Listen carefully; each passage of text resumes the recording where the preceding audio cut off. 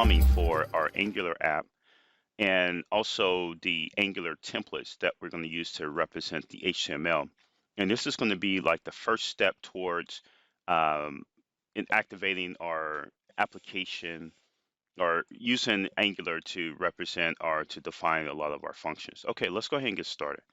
So one of the things that we did last time was that we went ahead and mapped over the master page from the design. We also set up our environment for the lesson prior to that.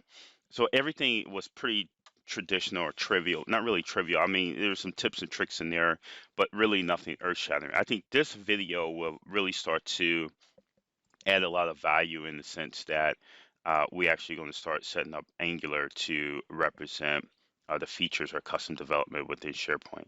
So what I'm going to do, let's go ahead and navigate down to the modules.js. And here, you're going to see a lot of syntax as far as like defining, setting up the Angular plumbing. A lot of the stuff that we're going to do today is going to be one time. And then we're going to get into the meat of it to where it's going to be repeatable anytime that we want to fire up a new feature or we need to add new capabilities. We'll walk through that.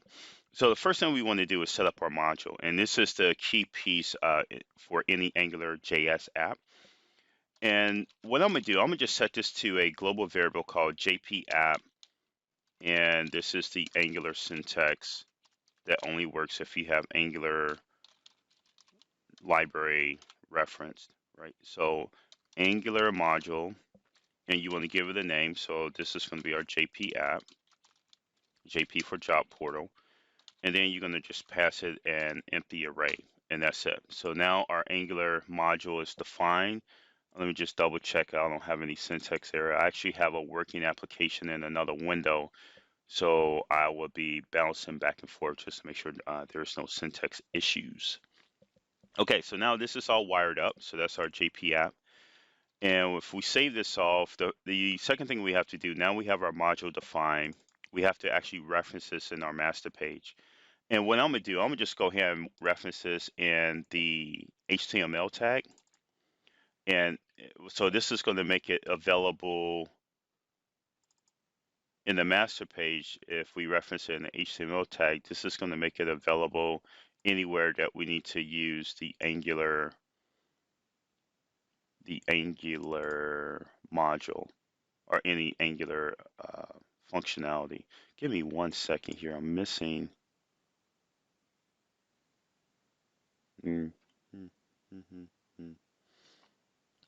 Just referencing this in another window, and I actually did not define it there. I think I defined it at the body tag, maybe? No. All right, let's just define it here, and if we run into any issues, we'll correct it. All right, so basically it's going to be ng app, and that's the Angular syntax, and basically just reference the job portal name. So in Angular, let's just go back to the module. This is where we define the module. So you will see this syntax or this pattern very similar in many different layers in Angular. So this is how we define the module. We give it a name, then we pass it parameters. It's this name that you want to reference, not so much this guy. And I kind of hate that because, you know, when I give these two the same name, it seems like they're one and the same, but they're different. So this is just a global variable, has nothing to do with the HTML. We can just call this Angular 23, right? JP app 23, set the module equal to that. In the HTML, this is the guy that you're referencing, right? So let's go back to the HTML. So basically it's ng app and then that name, and we should be wired and good to go. Now, this global variable here, this is used for when I define other services and components. It just makes, because you have to reference this module, I'm just storing this module locally here, so that way I don't have to carry this long name with me in other files. So let's go ahead and define our services. Now, the way that this is set up, the services, so components and services are really where you're going to live. The modules, not so much. I think you probably only hear like 3-4% of the time, probably like in the entire application. It's only when you have to bring in external libraries that you would be modifying this module. So this is one of those set and forget. Only you need it when you have to do something um, additional within your application as the complexity or the capabilities grow and you need external services. The components and services is where you actually will kind of live, right? So the services, just imagine this, if you're from the C# background, which I know most of you guys are, um, the services is more of like a C# library, right? This is where we have all the repeatable methods and the functionality in the business. I would say the business layer, but there's going to be a little data layer here as well, but that's going to be very minimal, right? Because our repository is either going to be the SharePoint out-of-box REST API or custom REST API. So all of that functionality is going to live here. We're not going to split that up into 2 to 3 different levels. Just one level, keep it pretty flat.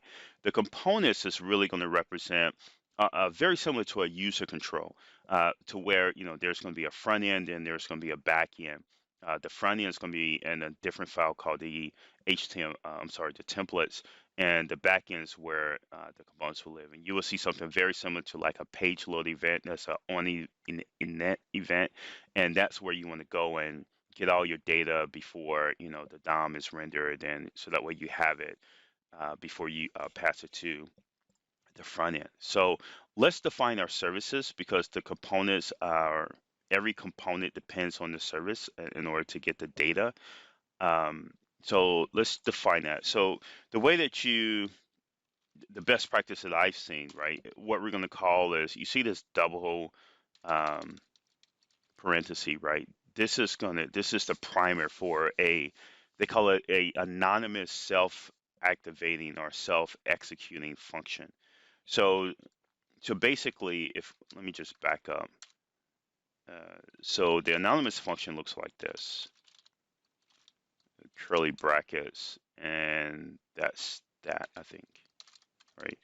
I'm not 100% on the syntax. So this is the anonymous function. Now to execute that or to call it, you have to have this other parenthesis. So basically what I do, I just do the double break parentheses and define the function inside of here. And your function is always going to follow the syntax, right? The, the parentheses, I keep calling those parentheses. Is that parentheses? Yeah. And then the curly brackets, and then you can kind of go from there. And then the meat of your function would be defined here in many, many layers.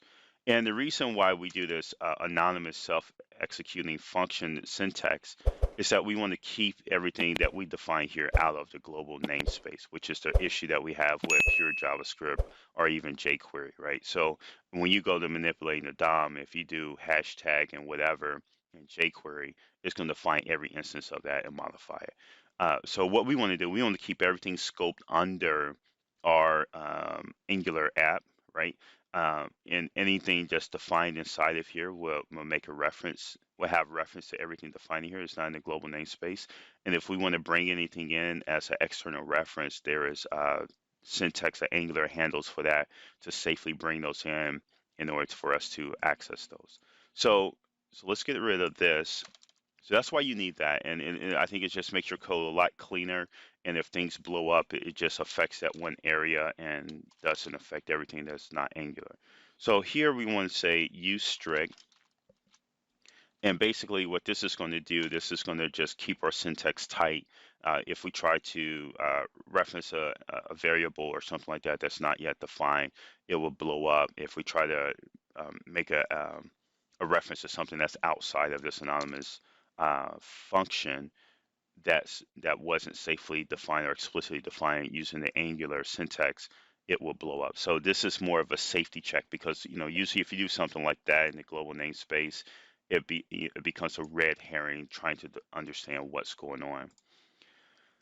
So let's go ahead and define our service. So we're going to actually only have a single service, and within that service, we're going to have multiple functions. So the way that we define that service is that we make a reference to our JP module, which is JP app in our case. And because of the way that we're referencing these JS files in the master page, this is what's making it safe that I can define or I can make a reference to something and assume that it's there because of the order that we have these dropped in. So obviously we have the Angular framework, and then we have the environment.js, which we're not defining, which we haven't played with yet. And then we have the modules, which is going to be like the key, right? That's like the plumbing that stitch everything together. The services is what we're working on now, which is going to have like our global reusable functions and objects and variables. And then the components, these are going to be our individual features that are all going to live here. And we can talk about, towards the end, I'll talk about, the structure and why I decided to go with this structure where everything is in a single file versus breaking this out into multiple files that represents the different features, which is something that may be another option as well. All right, so to define our services, that's actually going to be a factory, and it's actually service. There's only one, and we're going to call this service. I just keep it short and sweet. It's reused all over the place, and basically you call in an array of different options, right? So the first thing that we're going to do, our service will always need access to HTTP module. And what I'm gonna do, this is a interesting syntax, and this is only in AngularJS, that you have to define these twice, one as a string and then one as the actual object when you want to import modules supported by or provided by Angular. So different services or modules provided by Angular. And part of this is to make sure that it can be minimized. In the event that we want to minimize this file, this is the syntax that you have to follow. So we bring in the HTTP module, we bring in the queue module, and basically this is going to allow us to do promises and defers and things along those lines. Some of that we get for free, but there's going to be certain scenarios to where we need to explicitly define a promise. Then this is the meat of it. So really this is the actual function. Then again, like I mentioned before, you have to define these twice. So we're going to go ahead and bring this in again. And then as a function, they're always in with the curly brackets. And this is the meat. Now I'm hoping, oh, I missed something. What did I miss? Oh, I did the curly braces before the end of the array tag. So let's get rid of this. Okay, all the green squigglies are gone. So I think we're okay. So this is going to define our service, and actually we're going to leave this right here. Again, this is the name, so you just remember that name. I try to keep it simple, 3 letters, right? Service. This is our external service, our repository, or whatever you want to call it. This is an Angular thing that we're bringing in. These two are the same. Actually, this piece here is optional. If you don't plan to minify this file, this is optional. Just put it in there just in case it doesn't cost you too much. This setup you only have to do once. So once we get past this wacky syntax, we're done and we're good to go. So if you need some time, just go ahead and pause the video so that way you get the syntax, the curly brackets, all that stuff correct. All right, so let's go ahead and move forward with our component. Now in our component, what we're going to do, again, we just need to do our anonymous self-calling function. So I usually start with the curly bracket, parentheses, braces, and then go from there, then execute that way. All right, we don't give it a name or anything like that. It's anonymous. And we put in use strict. This is our safety, our check, our double checker, right? And now we're going to start to define individual components. And this is the one that's going to be repeatable. So when we get in, again, we start with the JP app dot component. Oh, so now we have some Visual Studio syntax kicking in. And then for each component, you want to give it a name. So each one have to have a unique name. That's how it defines it. Again, just it's very similar to a user control. You're defining the user control. You give it a name and you pass it. This one actually, instead of an array, it actually has an object. Now, what we're going to do most of the time, like once I define this shell, basically I just copy and paste the shell and repeat it because components is something. So every feature that we're going to create, we're going to represent that with a component. And any reusable component like shares or share with Facebook or share with Twitter, and like our sharing component that may be reused because we may use that in many different areas, right? We may have it for a job post, we may have it for a blog post, or maybe a news article or anything like that. So that's going to be reusable. So then you get into nesting these components.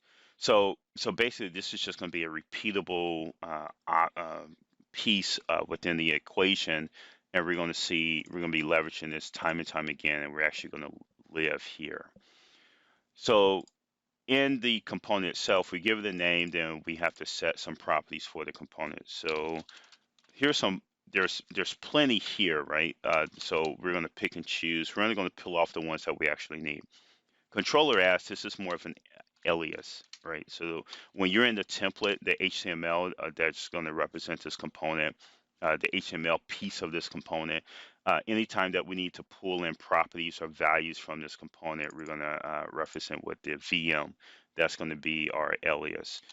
Then the meat of the controller, the meat of the component is this controller. This is where you define a lot of your functions to where you actually go to the back end to get data and all this other good stuff. So for right now, we're going to keep this pretty bland, right? And we're going to make a reference to our backend service. So again, if you want this to be, I think it's, if you want this to be minifiable, I think this is the syntax. No, how come that's not highlighted? Why are these braces or not? Okay, no, scratch that. Maybe that's not right.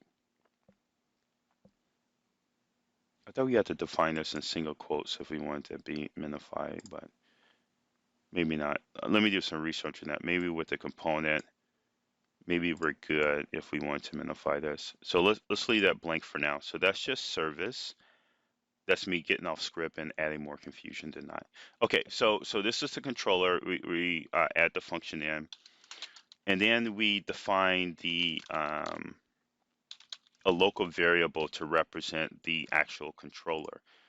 Without this, you can actually do this dot whatever, and then that will sort of represent the different properties within the controller. But if you define this to a local variable, this does not become so context sensitive, because depending on where you do this, it has different meanings. So a safe way to represent the controller, let's just grab this here at the controller level, set it to a local variable. So that way, anytime that we need to access anything dealing with the controller, like properties or private functions or things along those lines, we can just do a dis dot, right? All right, so that's it for that property. The other property that's part of this object is the template URL, and for us, this is probably the most important. And the last one, and we just stub this out, is the bindings.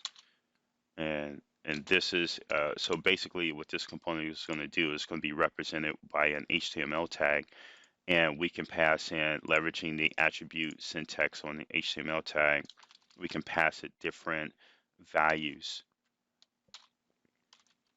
or parameters. And we're going to stub title out for now. So what I'm going to do Control KD just to get everything formatted and looking nice. Okay, so basically this is it. This is our base layout for our component. And obviously this will change per component, and the actual URL to the template is going to would change. So let's go ahead and do that. Let's wire up a template. So in order to do that, let's go to our apps section. We have libs, and let's add in a folder, and we'll call it templates. And this is where all of our HTML files are going to live. And the first one, let's actually look at the design. Go into the index.html, and what do you want to call this? Top navigation. So you got global. I always get these confused. So you're going to have a global navigation. You're going to have a top navigation. Let's take a look at this in Chrome. Let's see what this looks like. All right, so right, so let's agree on this, on the different navigations. Let's call this top navigation. Let's call this global navigation. I know it's a little bit confusing, but when you have this double layer, it's kind of hard to come up with some really meaningful, unique names. So we'll just call this top navigation. So what we want to do here, let's just grab this HTML, copy it out, go to our template, add a HTML page,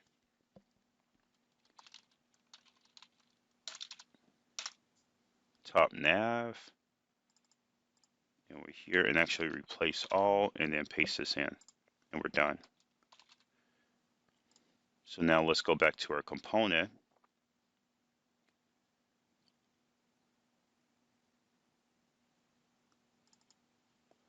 Let's rename this to top nav. I'm gonna prefix all these components with JP. It's just easier when you're looking at the HTML to easy to identify what's custom versus what's out of the box, and obviously the name will kind of give it away as well. So JP is going to be our guide, and we're just going to call this top nav. And then in the HTML URL, right now, let's just stick with this hard coding this. I'm going to show you where this could be more dynamic, and this is going to be important, especially when you start looking at this in different site collections. We're going to have to dynamically go and grab the base URL for the site collection and then append it here. Right now, this is going to assume that you're at the root. I know if you're dealing with a enterprise environment or a company environment where you had to request a site collection, 9 times out of 10, you did not get the root. So in order to represent your URL for your site collection, there's another step that we'll do. But for right now, let's keep it hard coded and straightforward, just so that we can see how this actually works, and then we will come back and then drop in the dynamic component, dynamic pieces. Okay, so style library, job portal. We're just putting in a path to our templates, app templates, right? Yeah, that's right. Okay, and then which template do we want? We called it top nav.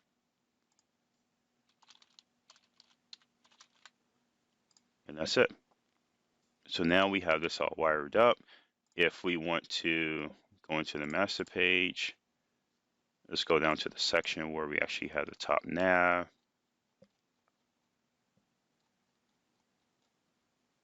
Ugh.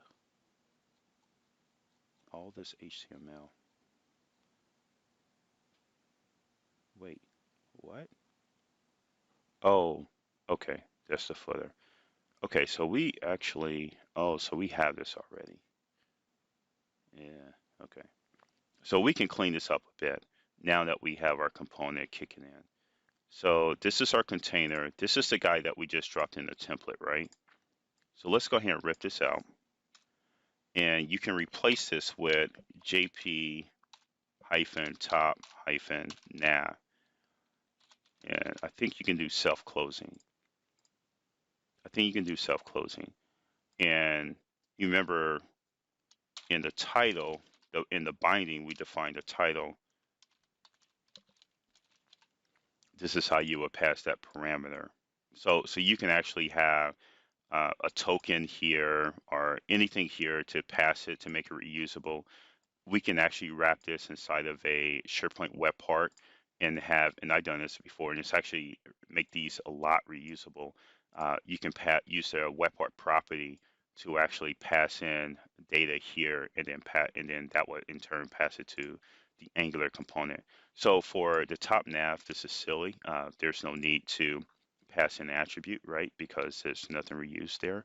But you saw something, right? You saw this JP top nav and you're wondering like, okay, where are you getting these names? And this is something that's a Angularism, to where it doesn't do the camel casing in that HTML tag. You actually have to represent the camel casing with a hyphen. So here it would just be JP hyphen to represent the a capital T, and then obviously lowercase t, and then another hyphen to represent the capital N, and that's how you end up with um,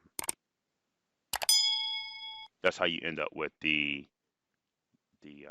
this notation here. All right, so I'm gonna go in with the self-closing tag, and hopefully this works. Let's just see what happens. I'm already wired up to where I have my style library displayed in Windows Explorer view. So let's just go ahead and publish this out. So I'm gonna publish out the master, make sure there are no errors. All right, so that got pushed out. And then because I added a lot to the app, I'm gonna just grab it at the app folder level and then just publish that whole folder. And that would in turn publish everything underneath it. All right, cool, great. All right, so what I want to do, let me use Chrome. Again, this is just personal preference. I like the developer tools in Chrome better than the other browsers, only because I'm used to it and something I started with a long time ago. All right, so now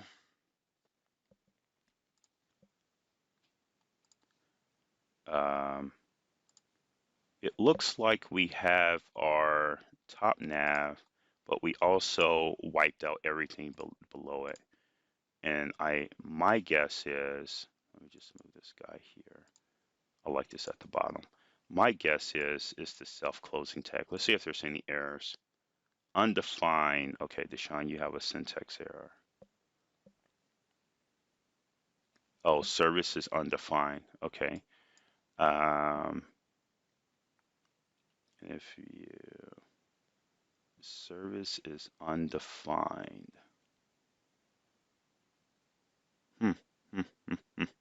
Deshaun, what did you do? I'm trying to see if this is under components or if this is in the module itself. And usually you get like a file reference to where it kind of blew up. All right, let's see here. My guess is the component. Let's see, service is undefined.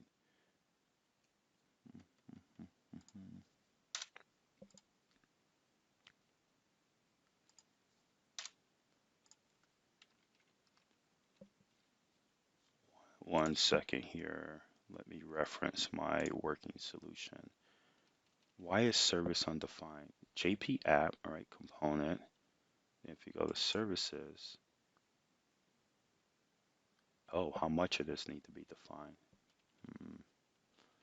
JP app factory service.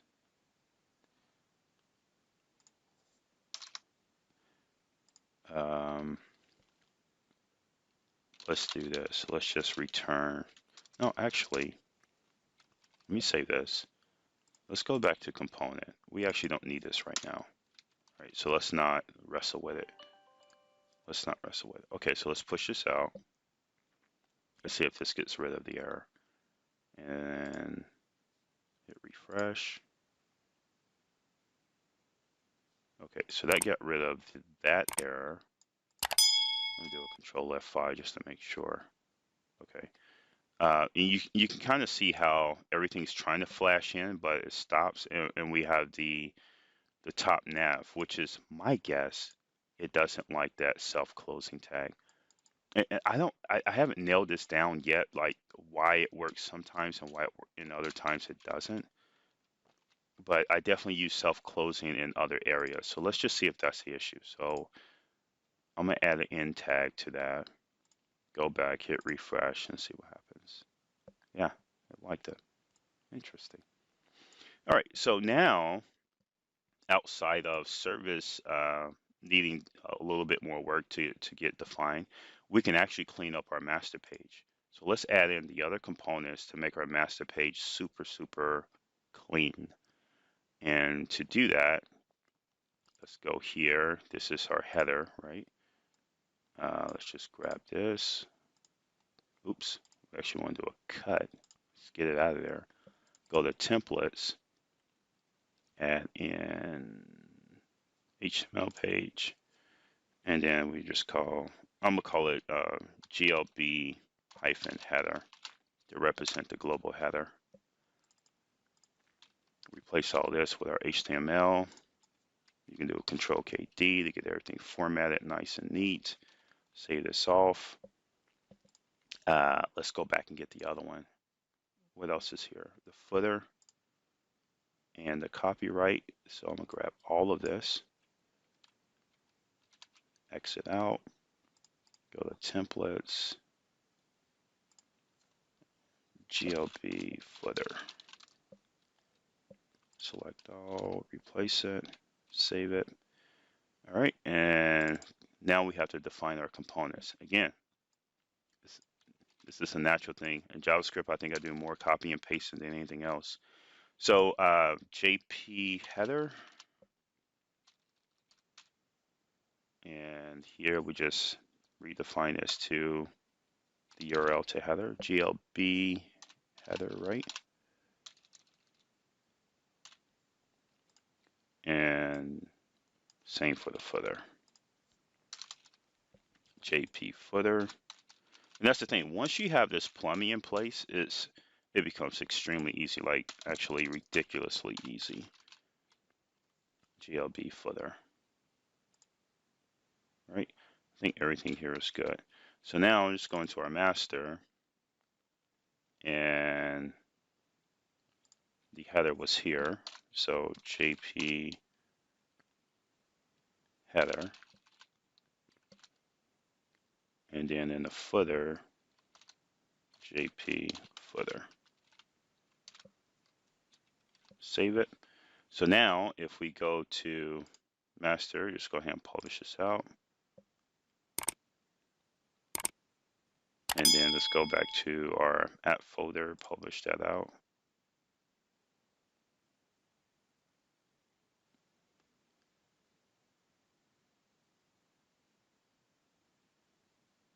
Just thinking. All right, let's go back here, hit refresh. All right, now obviously we didn't see a change, right? Because we replaced everything that was there. So we just assume this works. So now let's actually make a change inside of the template file, and you should see that represented there. So let's just go home. Let's say home from template. Just push this one little guy out because that's where we made our change. And come up here, hit refresh. Home from template. So we are wired up. It's not smoke and mirrors. It's a real thing. All right, so that's how you do it. So now if you look at your master page, it's super clean. We have a lot of flexibility now. I think things get very interesting when we start to go in the design itself. Well, where's the master page? Yeah, so now our master page is super clean, right? So you just have this guy, and this guy, and then all of this is coming in. Now, the one thing that you cannot do with the template, now actually I say cannot do, I haven't tried it, but I think you probably can do it, is like represent the HTML, I'm sorry, the SharePoint controls within the template itself. Like if you want to go and say, hey, let's just move all this to a template and then deal with it that way. That's something I haven't tried. So if you want to try that out, that's fine. I don't know if this will work or not. It'll be, you know what, let's just try it. Let's just cut this out. Let's go to our header. It was at the very bottom, right? Let's just drop it in here. It will be here. All right, this is HTML, so it doesn't care about this. It's not going to do any syntax check or anything like that. Let's just push this out. Wait. We cut that guy, right? Yeah, it's gone. All right, so let's publish. So let's publish this. Let's push that out. And let's publish the header. My guess is you're going to get an error. And I don't think Angular is going to throw the error. I think it's SharePoint's going to throw the error. And you know, it's all about timing, right? Who gets there first? Whoa, are you serious? Is this actually working? Wait, How do I know if this is working? So it's supposed to bring in the title, the page title. How do I know this is working? Home, that's it. Wow, dude. Okay. Okay, let's see. Let's do this. Page title is, and I don't, sometimes you don't even have to save. Actually, all the time, you don't have to save. You can just go straight to publish and it would say that change for you and everything. It's actually pretty cool. Wow, dude. I mean, that's a surprise for me. Okay, I didn't realize we can do SharePoint tags in there too. Okay. Well, that gives us a lot of flexibility. Yeah, that gives us a lot of flexibility. Yeah, so this master page is super clean now. Super, super clean. Um, yeah, okay. This is it. I mean, all your customization, right, is represented in the SharePoint master page is this chunk here. 408 to 417. That's it. Everything else is greatly encapsulated under these components. Right now, we can do very cool things like if we were going to do this login page, that would just be a REST call to do all that good stuff. You will see that we're going to replace this top navigation with some dynamic REST API calls and have that being managed by the navigation module under site settings, and get these things to really start to feel a little bit natural and like a real site. I'm very surprised with this. I did not know that you can drop the SharePoint components inside of a Angular template. So I learned that today. Thank you. All right, that's it for this video. I'll catch you in the next video where we actually start to bring in additional components, the ones that supposed to be here in the middle that we put on in the queue on the back burner. But so now let's go ahead and address those, follow our same model, and then hopefully get into some REST API calls in the next video. We'll see how far we get. All right, take care.